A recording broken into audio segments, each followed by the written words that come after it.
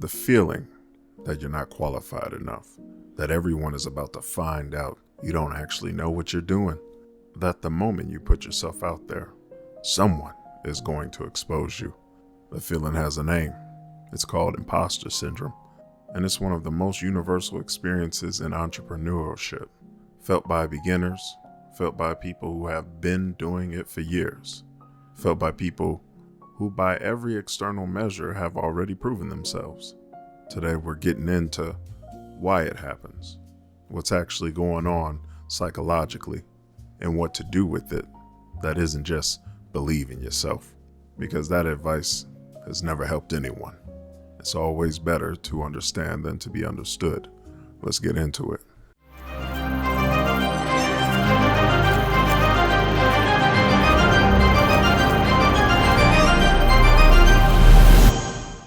And the big question is why your brain generates that feeling. Here's the psychology behind it. The moment you step outside your established identity, the job title you wield, the role people know you in, the version of yourself that has social proof attached to it, your brain experiences what psychologists call identity dissonance. You've made a claim, even if only internally, that conflicts with your existing self-concept. I am an entrepreneur. I am a consultant. I am someone who offers this service. And your brain, which has been tracking your actual track record, immediately runs a comparison. And in the beginning, the comparison doesn't look great because you're new and because you don't have the receipts yet. So the feeling isn't irrational. It's your brain accurately reporting that your self-concept hasn't caught up with the identity you're trying to step into. The problem is that your brain interprets that gap as evidence that the move is wrong, when really it's just evidence that you're early. It's like your body moving before your brain registers. See, every person who is now established in what they do went through a version of this. The gap was real for them too. They just kept moving through it instead of using it as a reason to stop. You know, the thing nobody tells you about qualifications.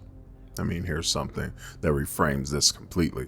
The people you look at as qualified, the ones you think have it figured out, most of them did not feel qualified when they started either. They became qualified by doing the thing, not before doing the thing.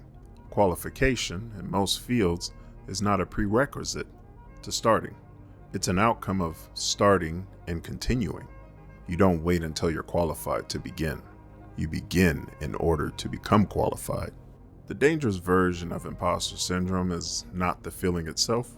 The feeling is normal and honestly a sign that you care about doing it well. The dangerous version is when you use the feeling as a stop sign instead of a signal. When you treat "I don't feel qualified" as "I am not allowed to proceed," instead of "I'm at the beginning of the process of becoming qualified."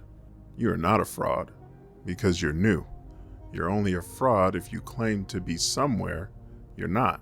Saying "I'm learning this" or "I'm building this" is not fraud. That's honesty. And honesty is actually the thing that builds trust with the people you're trying to serve. Now, here's what to actually do with all this. You don't eliminate imposter syndrome by accumulating more credentials before you start. You move through it by starting and collecting evidence that contradicts it. Every client you serve well is evidence. Every small win is data that your brain can use to update the gap between who you are and who you're claiming to be. The feeling shrinks in proportion to the evidence you collect. And the only way to collect the evidence is to move.